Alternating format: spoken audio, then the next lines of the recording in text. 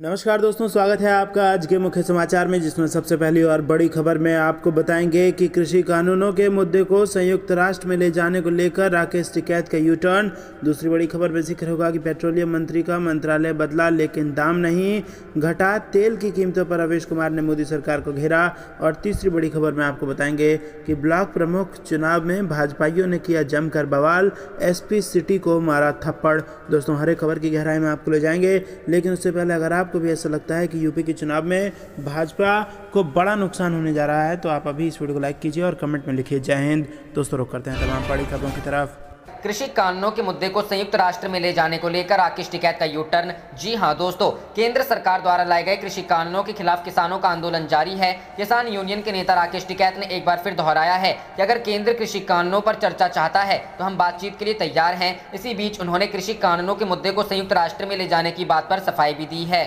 रुख करते हैं अगली खबर की तरफ। पेट्रोलियम मंत्री का मंत्रालय बदला लेकिन दाम नहीं घटा, तेल की कीमतों पर रवीश कुमार ने मोदी सरकार को घेरा। जी हां दोस्तों, नरेंद्र मोदी कैबिनेट विस्तार में कई नए मंत्रियों को जगह दी गई तो कई मंत्रियों को अपने मंत्रालय से हाथ धोना पड़ा। पेट्रोल डीजल की आसमान छूती कीमतों के बीच पेट्रोलियम मंत्री धर्मेंद्र प्रधान ने अपना इस्तीफा दे दिया, जिसके बाद अब हरदीप सिंह पुरी को प्राकृतिक गैस और पेट्रोलियम मंत्री बनाया गया है। वहीं धर्मेंद्र प्रधान का मंत्रालय बदलकर अब उन्हें शिक्षा मंत्री बना दिया गया है। इसी बात को लेकर एनडीटीवी के प्राइम टाइम शो में रवीश कुमार ने तेल की कीमतों का जिक्र करते हुए मोदी सरकार पर तंज किया है। उन्होंने नरेंद्र मोदी सरकार को घेरते हुए कहा है कि मंत्रिमंडल विस्तार और मंत्रालयों के बदलने से देश में कुछ नहीं बदला है, तेल की कीमतें जस की तस बनी हुई हैं। वो बोले, पेट्रोलियम मंत्री का मंत्रालय तो बदला लेकिन फिर भी तेल का दाम कम नहीं हुआ। नए मंत्री ने भी आकर ये ऐलान नहीं किया कि पेट्रोल के दाम फिर से 60 रुपए लीटर हो जाएंगे। रवीश कुमार ने आगे कहा, ऐसी किसी हेडलाइन की तलाश में फिलहाल नए पेट्रोलियम मंत्री का पदभार ग्रहण करने की तस्वीरों से ही काम चलाया जा रहा है। दिल्ली में भी पेट्रोल 100 रुपए प्रति लीटर हो गया है। इस तरह से जो जहां था वहीं पर है। अब आपने बता दें कि कैबिनेट विस्तार में कानून मंत्री रहे रविशंकर प्रसाद का मंत्रालय भी उनसे छीन गया, जिसे लेकर भी रवीश कुमार ने तंज किया था। उन्होंने अपने एक सोशल मीडिया पोस्ट में लिखा कि रविशंकर प्रसाद को तो इनाम मिलना चाहिए था। रवीश कुमार ने लिखा, रविशंकर प्रसाद के बिना राहुल गांधी की आलोचना सुनसान हो जाएगी, उन्हें इनाम मिलना चाहिए ताकि अमेरिका तक को यह संदेश जाता कि मोदी के मंत्री किसी से डरते नहीं। ट्विटर और रविशंकर प्रसाद के बीच कुछ समय पहले हुए विवाद पर तंज कसते हुए रवीश कुमार ने लिखा कि एक मंत्री जो पिछले कई दिनों से ट्विटर जैसे बहुराष्ट्रीय कंपनी में अपना मैनेजर रखवाने के लिए संघर्ष कर रहा था, हर दिन ट्विटर को धमका रहा था, उसे बर्खास्त किया जाना अच्छा संकेत नहीं है। स्वास्थ्य मंत्री रहे हर्षवर्धन को भी पद से हटाए जाने पर रवीश कुमार के तंज किया था। अपने सोशल मीडिया पोस्ट में रवीश कुमार ने लिखा था कि कोरोना के दौर में मोदी सरकार से तरफ से हुई लापरवाही को अब पद से मुक्त हो चुके स्वास्थ्य मंत्री बाहर ला दें। उन्होंने लिखा था कि डॉक्टर हर्षवर्धन ऐसा नहीं करे। रुख करते हैं अगली खबर की तरफ। ब्लॉक प्रमुख चुनाव में भाजपाइयों ने किया जमकर बवाल, एसपी सिटी को मारा थप्पड़। जी हां दोस्तों, उत्तर प्रदेश के इटावा जिले के बड़पुरा ब्लॉक प्रमुख के चुनाव में मतदान में भाजपा कार्यकर्ताओं ने जबरदस्त फायरिंग की, जिसे रोकने की कोशिश में पहुंचे एसपी सिटी प्रशांत कुमार को एक भाजपा नेता ने थप्पड़ मार दिया। इससे गुस्साई पुलिस ने आंसू गैस के गोले छोड़े। बवाल के चलते 1 घंटे तक मतदान भी प्रभावित रहा। इटावा में बड़पुरा ब्लॉक में प्रमुख का चुनाव भाजपा व सपा दोनों के लिए ही प्रतिष्ठा बना हुआ था। सपा की ओर से सपा एमएलसी राकेश यादव के भतीजे आनंद यादव टंटी प्रत्याशी हैं, जबकि भाजपा की ओर से गणेश राजपूत हैं। भाजपा विधायक सरिता भदौरिया, जिलाध्यक्ष अजय ठाकरे का गृह ब्लॉक होने से इस सीट पर भाजपा भी प्रतिष्ठा लगी है। जानकारी के अनुसार शनिवार की दोपहर में 1 बजे ब्लॉक परिसर में मतदान हो रहा था, तभी कुछ बीडीसी आए तो भीड़ उपद्रव करने लगी। उपद्रव रोकने पहुंचे एसपी सिटी प्रशांत कुमार को किसी भाजपा नेता ने थप्पड़ मार दिया। इससे पुलिस के जवान आग बबूला हो गए और आंसू गैस के गोले चलाकर उपद्रवियों को भगाने की कोशिश की, तब जाकर भीड़ शांत हुई। इस दौरान मौजूद भाजपा जिलाध्यक्ष अजय ठाकरे, विधायक सरिता भदौरिया ने एसपी सिटी पर उनके कार्यकर्ताओं पर लाठियां बरसाने का आरोप लगाया। वहीं एसपी सिटी प्रशांत कुमार ने कहा कि आपके लोगों ने थप्पड़ मारा है। हालांकि भाजपा नेताओं ने किसी को भी थप्पड़ मारने से इनकार किया है। भाजपा समर्थकों और सपा समर्थकों के बीच विवाद पर एसपी सिटी प्रशांत कुमार ने समझाने का प्रयास किया तो धक्का मुक्की करते हुए थप्पड़ मार दिया। धक्का मुक्की से वह जमीन पर गिर पड़े। बाद में अतिरिक्त पुलिस बल ने उत्पातियों को खदेड़ दिया और भीड़ को नियंत्रित करने के लिए आंसू गैस के गोले भी छोड़े। दोपहर करीब 1 बजे तक वोटिंग ठीक चल रही थी। इसके बाद मतदान केंद्र से 200 मीटर दूर खड़े भाजपा समर्थकों ने सपा समर्थकों पर वोटरों को धमकाने का आरोप लगाते हुए हंगामा शुरू कर दिया। इस पर सपा और भाजपा समर्थक आमने सामने आ गए, हवाई फायरिंग शुरू कर दी है। इसकी जानकारी पर फोर्स लेकर एसपी सिटी समझाने पहुंचे तो उनके सामने भी फायरिंग की गई। पुलिस बल की मौजूदगी में एसपी सिटी आगे बढ़े तो उनसे धक्का मुक्की करते हुए पीछे खदेड़ दिया। इस बीच किसी ने एसपी सिटी को थप्पड़ मार दिया, जिससे वह जमीन पर गिर गए। जिलाधिकारी श्रुति सिंह और एसएसपी डॉक्टर ब्रजेश कुमार सिंह मौके पर पहुंचे तो उनके सामने भी हवाई फायरिंग की गई। डीएम एसएसपी ने पुलिस बल की मदद से भीड़ को पीछे खदेड़ा। पुलिस अफसरों की सदर विधायक सरिता भदौरिया और भाजपा जिलाध्यक्ष अजय प्रताप से तीखी बहस भी हुई। सरिता भदौरिया का आरोप था कि सपा के लोगों ने सदस्यों को धमकाया है। एसएसपी डॉक्टर ब्रजेश कुमार सिंह ने बताया कि मतदान के दौरान बाहर उपद्रवियों ने फायरिंग व बवाल किया। रुख करते हैं अगली खबर की तरफ। मंत्री बनते ही सिंधिया का मिला ये खास टास्क। हाईकोर्ट ने कहा पहला काम यही होना चाहिए। जी हां दोस्तों, कांग्रेस छोड़कर भाजपा में आए ज्योतिरादित्य सिंधिया को प्रधानमंत्री नरेंद्र मोदी की कैबिनेट में नागरिक उड्डयन मंत्रालय दिया गया है और मंत्री बनते ही सिंधिया को बॉम्बे हाईकोर्ट ने पहला काम भी सौंप दिया है। बॉम्बे हाईकोर्ट ने कहा है कि नागरिक उड्डयन मंत्रालय हवाई अड्डों के नामकरण और नाम बदलने को लेकर एक पॉलिसी तैयार करे। दरअसल हवाई अड्डों के नामकरण को लेकर एडवोकेट फिल्जी फ्रेडरिक ने एक जनहित याचिका दायर की थी, जिस पर सुनवाई करते हुए शुक्रवार को हाईकोर्ट ने नागरिक उड्डयन मंत्रालय को यह निर्देश दिया। अपने निर्देश में हाईकोर्ट ने क्या कहा? याचिका पर सुनवाई करते हुए बॉम्बे हाईकोर्ट के चीफ जस्टिस दीपांकर दत्ता और जस्टिस जीएस कुलकर्णी की बेंच ने additional solicitor general Anil Singh से कहा, अगर आपके पास ड्राफ्ट स्टेज में कोई नई पॉलिसी है तो तुरंत उसे लागू कीजिए। अब आपके पास मंत्रियों की एक नई टीम है, यह नागरिक उड्डयन मंत्रालय का काम है। केंद्रीय नागरिक उड्डयन मंत्री का सबसे पहला काम यही होना चाहिए। हाईकोर्ट ने आगे कहा, हम जानना चाहते हैं कि इस संबंध में ड्राफ्ट पॉलिसी की मौजूदा स्थिति क्या है। इसे लेकर हमने पिछले महीने ही राज्य सरकार को भी एक काम सौंपा था, क्योंकि करीब 25,000 लोगों की एक भीड़ जमा थी और कोरोना वायरस संबंधी नियमों का उल्लंघन हो रहा था। हम कैसे इसे होने दे सकते हैं? दरअसल हाईकोर्ट ने महाराष्ट्र में 24 जून को जमा हुई उस भीड़ का जिक्र किया जिसमें लोगों ने मांग की थी कि नवी मुंबई में बनने वाली हवाई अड्डे का नाम दिवंगत सांसद डीबी पाटिल के नाम पर रखा जाए। लोगों का कहना था कि डीबी पाटिल ने इस प्रोजेक्ट से प्रभावित लोगों के अधिकारों के लिए लड़ाई लड़ी थी। आपको बता दें कि पिछले महीने ही महाराष्ट्र सरकार और राज्य सरकार की town planning agency city and industrial development corporation ने कहा था कि नवी मुंबई में बनने वाले हवाई अड्डे का नाम शिवसेना के संस्थापक बाल ठाकरे के नाम पर रखा जाएगा। हाईकोर्ट ने शुक्रवार को ही सुनवाई के दौरान कहा कि 2016 में एक ड्राफ्ट पॉलिसी तैयार की गई थी जिसमें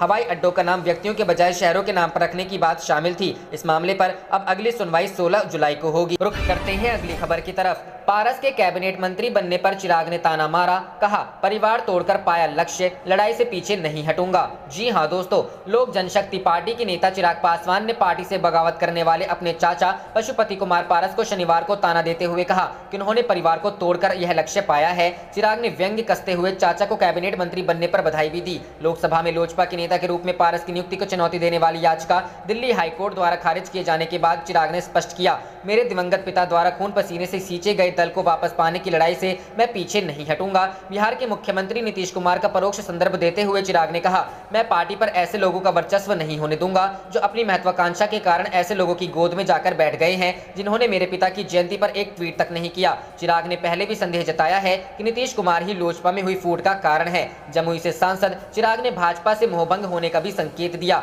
गौरतलब है कि प्रधानमंत्री नरेंद्र मोदी के प्रति पूर्ण आस्था दिखाने के बावजूद भाजपा ने लोजपा के संकट के दौरान मुंह नहीं खोला है। यह पूछने पर कि क्या वह खुद को मोदी का हनुमान मानते हैं, चिराग ने अप्रत्यक्ष रूप से जवाब दिया कि यह सवाल चुनाव नजदीक आने पर पूछे जाने वाला है। अपने पिता के पहले विवाह वाले परिवार के साथ संपर्क करने के प्रयास में जुड़े 38 वर्षीय चिराग ने कहा, मैं बहुत भावुक महसूस कर रहा हूं। मेरे पिताजी की मौत और परिवार के सदस्यों की धोखेबाजी के बीच कुछ रिश्तेदार हमारे साथ भी आए। आशीर्वाद यात्रा के लिए सोमवार से राज्य में मौजूद चिराग खगड़िया जाकर अपनी सौतेली मां और बहन से मिले और अपने परिवार के साथ संबंधों को बेहतर बनाने की कोशिश की। चिराग ने कहा, मैं कोई कानून विशेषज्ञ नहीं हूं। राष्ट्रीय राजधानी में अपनी कानूनी टीम के साथ भेंट होने से पहले मैं दिल्ली उच्च न्यायालय के फैसले पर कोई टिप्पणी नहीं करूंगा, लेकिन मैं हार नहीं मानने वाला। करते हैं अगली खबर की तरफ। 22 जुलाई से हमारे 200 लोग संसद के पास देंगे धरना, सरकार से बातचीत के लिए हम तैयार, राकेश टिकैत। जी हां दोस्तों, कृषि कानूनों के खिलाफ किसानों का आंदोलन अभी भी जारी है। वहीं किसान नेता राकेश टिकैत ने शनिवार को कहा कि भारत सरकार बातचीत करना चाहती है तो हम तैयार हैं। साथ ही कहा कि 22 जुलाई से हमारा दिल्ली जाने का कार्यक्रम रहेगा। 22 जुलाई से संसद सत्र शुरू होगा और 22 जुलाई से हमारे 200 लोग संसद के पास धरना देने जाएंगे। वहीं राकेश टिकैत ने संयुक्त राष्ट्र में नए कृषि बिलों का मुद्दा उठाए जाने पर कहा कि मैंने ये नहीं कहा था कि कृषि कानूनों को लेकर संयुक्त राष्ट्र जाएंगे। हमने कहा था कि 26 जनवरी की घटना की निष्पक्ष जांच हो जाए। अगर यहाँ की एजेंसी जांच नहीं कर रही है तो क्या हम संयुक्त राष्ट्र में जाएं? इससे पहले गुरुवार को TV9 भारतवर्ष से खास बातचीत में राकेश टिकैत ने पूछा कि सरकार मंडियों के द्वारा 1 लाख करोड़ रुपए कैसे पहुंचाएगी? ये अनाज के पैसे तो दे नहीं रहे हैं। सरकार मंडियों को लोन देने की संस्था कैसे बनाएगी? सरकार दिल्ली में बैठकर ही ये बात बोलती है। उन्हें नहीं पता होगा कि गाँव में किसान आज अनाज की ट्रॉली लिए घूम रहे हैं, MSP पर खरीद नहीं होती।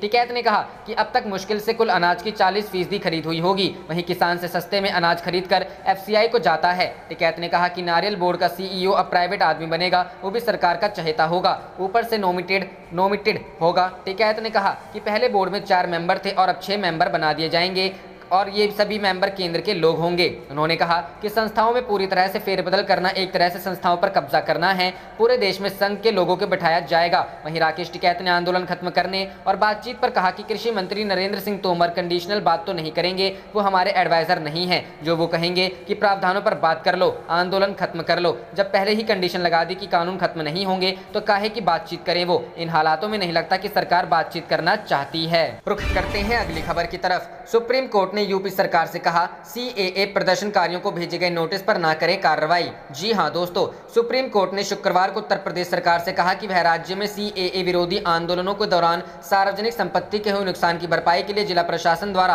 कथित प्रदर्शनकारियों को भेजे गए नोटिस पर कार्रवाई न करे। हालांकि शीर्ष अदालत ने कहा कि राज्य कानून के अनुसार और नए नियमों के अनुसार कार्रवाई कर सकता है। मामले की सुनवाई कर रही न्यायमूर्ति डीवाई चंद्रचूड़ और न्यायमूर्ति एमआर शाह की पीठ ने कहा पहले के नोटिस के अनुसार कार्रवाई न करें, सभी कार्रवाई नए नियमों के अनुसार की जानी चाहिए। उत्तर प्रदेश की ओर से पेश वरिष्ठ अतिरिक्त महाधिवक्ता गरिमा प्रसाद ने कहा कि राज्य सरकार सुनवाई की आखिरी तारीख से आगे बढ़ रही है। इसने ट्रिब्यूनल का गठन किया है और सभी जरूरी नियम बनाए हैं। इस पर पीठ ने प्रसाद को जवाबी हलफनामा दायर कर नियमों और ट्रिब्यूनल का विस्तृत विवरण देने को कहा और मामले की सुनवाई 2 सप्ताह के लिए टाल दी। सुप्रीम कोर्ट परवेज आरिफ टीटू की ओर से दायर एक याचिका पर सुनवाई कर रहा था। परवेज ने अपनी याचिका में उत्तर प्रदेश में नागरिकता संशोधन कानून विरोधी आंदोलन के दौरान सार्वजनिक संपत्ति को हुए नुकसान की वसूली के लिए जिला प्रशासन द्वारा भेजे गए नोटिस को रद्द करने की मांग की थी। याचिका में आरोप लगाया गया है कि जिला प्रशासन की ओर से मनमाने ढंग से नोटिस भेजे गए हैं। याचिकाकर्ता का कहना था कि सुप्रीम कोर्ट के पुराने फैसले के मुताबिक इस तरह के मामलों में नुकसान के आकलन और भरपाई का आदेश हाई कोर्ट या किसी न्यायिक संस्था की तरफ से आना चाहिए। रुख करते हैं अगली खबर की तरफ। महंगाई की मार, अमूल के बाद मदर डेयरी ने बढ़ाए दूध के दाम, 2 रुपए प्रति लीटर का इजाफा। जी हां दोस्तों, अमूल के बाद अब मदर डेयरी ने भी ग्राहकों को झटका दिया है। मदर डेयरी ने दिल्ली एनसीआर में दूध के दाम बढ़ा दिए हैं। इसमें 2 रुपए प्रति लीटर की बढ़ोतरी की गई है। नई कीमत 11 जुलाई 2021 यानी कल से लागू होगी। कोरोना काल में महंगाई से जनता पहले ही परेशान है। खाने पीने के सामान से लेकर पेट्रोल डीजल तक महंगा हो गया है, जिसका सीधा असर जनता की जेब पर पड़ा है। उच्च इनपुट लागत के कारण कंपनी ने दूध के दाम बढ़ाए हैं। कंपनी ने आखिरी बार दिसंबर 2019 में दूध की कीमतें बढ़ाई थी। मदर डेयरी ने कहा कि नई कीमतें दूध के सभी प्रकार पर लागू होंगी। कंपनी ने बयान में कहा कि कंपनी कुल इनपुट लागत पर मुद्रास्फीति के दबाव का सामना कर रही है, जो पिछले 1 साल में कई गुना बढ़ गई है। साथ ही महामारी के कारण दूध उत्पादन भी प्रभावित हुआ है। दिल्ली एनसीआर में 1 लीटर फुल क्रीम मिल्क अब 55 रुपए के बजाय 57 रुपए में मिलेगा। टोन्ड मिल्क की कीमत 45 रुपए से बढ़कर 47 रुपए प्रति लीटर हो गई है। पिछले 1 साल में कृषि कीमतें 8 से 10% तक बढ़ गई है और इनके साथ ही प्रसंस्करण, पैकेजिंग और लॉजिस्टिक्स की बढ़ती परिचालन कीमतों की मार भी पड़ी है। मदर डेयरी ने कहा कि यह ध्यान देना होगा कि पिछले 3-4 हफ्तों में अकेले दूध की कृषि कीमतों में लगभग 4% की वृद्धि हुई है। पिछले 1 साल में दूध की खरीद के लिए ज्यादा कीमतें चुकाने के बावजूद उपभोक्ताओं के लिए कीमत नहीं बढ़ाई गई थी। दिल्ली एनसीआर में मदर डेयरी रोजाना 30 लाख लीटर से ज्यादा दूध बेचती है। रुख करते हैं अगली खबर की तरफ।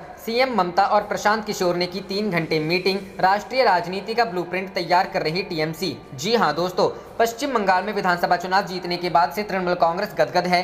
सीएम ममता बनर्जी की पार्टी अब राष्ट्रीय राजनीति में उतरने की तैयारी में अभी से जुट गई है। राष्ट्रीय राजनीति में टीएमसी की रणनीति तय करने के लिए प्रशांत किशोर और ममता बनर्जी ने बीते शुक्रवार को 3 घंटे तक मीटिंग की। शुक्रवार दोपहर ममता बनर्जी के घर में प्रशांत किशोर लगभग 3 घंटे तक रहे और आगे की रणनीति तय करने के लिए एक लंबी मीटिंग हुई। इस मीटिंग में अगले सप्ताह टीएमसी के जिला स्तर के संगठन में भारी परिवर्तन तय हुआ है। दरअसल टीएमसी में एक व्यक्ति एक पद की नीति को आगे लागू करने के लिए ही जिला स्तर में टीएमसी के संगठन में फेरबदल किया जाएगा, जहां ज्यादातर ऐसे नेताओं को बदला जाएगा जिनके पास 1 से ज्यादा पद हैं। सिर्फ यही नहीं, राष्ट्रीय राजनीति में टीएमसी की रणनीति को लेकर भी दोनों के बीच लंबी चर्चा हुई। टीएमसी ने विधानसभा चुनाव जीतने के बाद ही इरादे साफ कर दिए हैं कि अब ममता बनर्जी राष्ट्रीय राजनीति में सक्रिय भूमिका निभाने के इच्छुक हैं। टीएमसी की ओर से इसके लिए एक ब्लूप्रिंट बनाया जा रहा है, जो इस महीने के अंत तक या अगस्त में सार्वजनिक किया जाएगा। सूत्रों के मुताबिक इस चर्चा में पहले शुरुआत त्रिपुरा से की जाए या कौन से राज्य में टीएमसी की आगे बढ़ने की संभावना है और किस तरीके से आगे बढ़ना है और इस राज्य में टीएमसी की नीति क्या स्वरूप क्या होगा,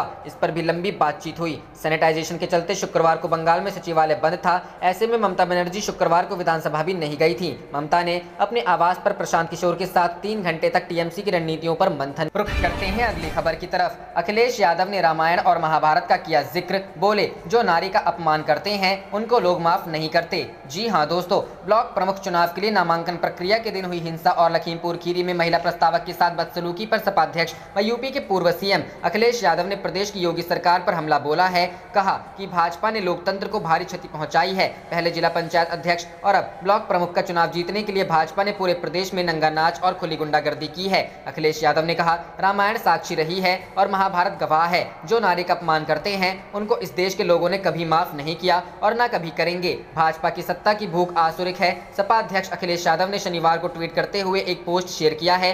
पोस्ट पर प्रदेश के सीएम योगी आदित्यनाथ की फोटो के साथ लिखा है, यूपी में लोकतंत्र, चारों खाने चित होगी योगी प्रशासन, जमकर चल रहा है गुंडा तंत्र, ब्लॉक प्रमुख चुनाव नामांकन में बवाल। वहीं दूसरे ट्वीट में अखिलेश यादव ने कहा, पहले हाथरस की बेटी और अब लखीमपुर खीरी की बहन के साथ हुआ अत्याचार जनता देख रही है। रामायण साक्षी रही है और महाभारत गवाह है। जो नारी का अपमान करते हैं उनको इस देश के लोगों ने कभी माफ नहीं किया और न कभी करेंगे। भाजपा की सत्ता की भूख आसुरिक है। हैशटैग नहीं चाहिए भाजपा। रुख करते हैं अगली खबर की तरफ। पप्पू यादव ने अखिलेश यादव से मांगा सपा का साथ, जेल से छूटते ही यूपी सरकार को देंगे चुनौती। जी हां दोस्तों, जन अधिकार पार्टी के राष्ट्रीय अध्यक्ष और पूर्व सांसद राजेश रंजन उर्फ पप्पू यादव ने यूपी की भाजपा सरकार पर हमला बोलते हुए प्रमुख विपक्षी दल सपा पर भी तंज कसा है। पप्पू ने कहा कि यूपी में बढ़ते अपराध पर सरकार का सामना करना पूर्व मुख्यमंत्री अखिलेश यादव की बस की चीज नहीं है। जाप नेता ने कहा कि अगर समाजवादी पार्टी जैसा बड़ा संगठन और संसाधन उनके पास होता तो वे भाजपा सरकार के होश ठिकाने लगा देते। उन्होंने उत्तर प्रदेश के मुख्यमंत्री योगी आदित्यनाथ का नाम लिए बिना उन पर आरोप जड़े।